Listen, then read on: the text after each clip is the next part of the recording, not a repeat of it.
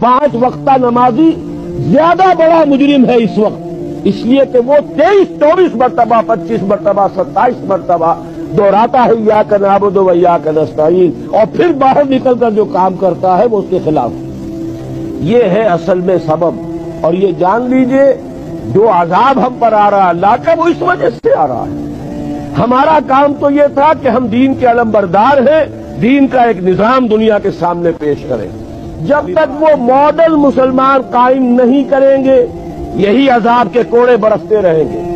سخت سے سخت تر عذاب آئے، دنیا میں عذاب آتا ہے مسلمانوں پر۔